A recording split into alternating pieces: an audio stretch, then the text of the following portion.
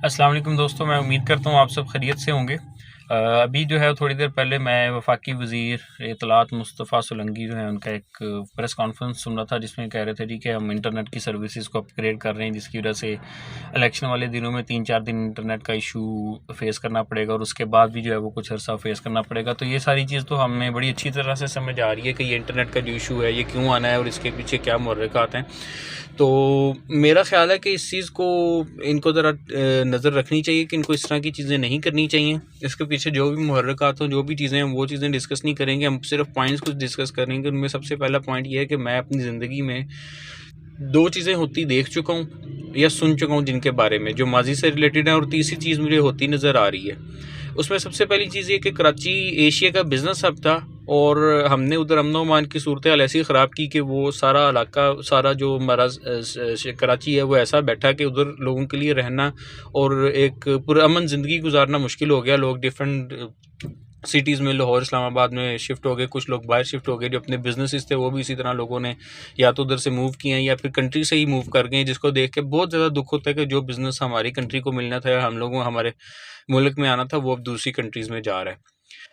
फिर इसके बाद एक और चीज़ नज़र आती है कि इन्होंने जो है वो हमारी जो है वो एक टेक्सटाइल इंडस्ट्री का बहुत ज़्यादा काम था, जो कि फैसलाबाद इसमें काफ़ी मशहूर था और हमारी टेक्सटाइल इंडस्ट्री बहुत स्ट्रॉन्ग चल रही थी। लेकिन हमने ऐसी उसको हिट्स दी, ऐसी पॉलिसीज़ बनाई और ऐसे काम किए कि हमारी जो टेक्सटाइल इंडस्ट्री है वो बिल्कुल बैठ गई। और लोगों ने इसी तरह किया कि जब उन्होंने देखा तो उन्होंने उसको मूव किया। कुछ लोग जो स्ट्रॉन्ग लोग थे उन्होंने अपनी टेक्सटाइल इंडस्ट्रीज़ उठाई, अपनी इंडस्ट्री को उठाया और डिफरेंट कंट्रीज़ में, बांग्लादेश, इंडिया और इस तरह से मुख्तलिफ जगहों पर शिफ्ट किया। जो नहीं थे वो बेचारे बैठ गए घरों में। तो ये 2 चीज़ें होगी। और तीसरी चीज़ जो होती नज़र आ रही है वो आईटी इंडस्ट्री के साथ हो रही है, जिसमें सबसे इंपॉर्टेंट पॉइंट जो इंटरनेट की सर्विसेज हैं वो हैं, और कुछ हमारी पॉलिसीज़ हैं कि हमें रेमिटेंस पे बहुत ज़्यादा पैसा जो है वो डॉलर जब हम लेके आते हैं तो हमें देना पड़ता है। और बाकी सूरत हाल ये है कि अगर आप ये देखें कि इंटरनेट की सर्विसेज हमारी जो है ना वो जान के तौर पर, इस बिज़नेस की जान के तौर पर है इंटरनेट। अगर इंटरनेट नहीं है तो ये ज़ीरो पे आ जाता है बिज़नेस, ठीक है। जब इस तरह के हालात और वाक़यात होंगे तो हम क्लाइंट्स को क्या बताएंगे कि भाईजान हमारे यहाँ इलेक्शन हो रहे थे तो इस वजह से हमारी बिजली चली गई, हमारे सिस्टम अपग्रेड हो रहे थे। ये तो बात हम किसी को बता ही नहीं सकते, क्योंकि ये तो बच्चा बच्चा भी जानता है कि कोई ऐसी अपग्रेडेशन ऐसी नहीं है जिनकी वजह से 3-4 दिन जो है वो इंटरनेट वैसे ही बंद हो जाए और ये जो है ना वो शॉर्टेज या फिर लो सर्विसेज पे चला जाए।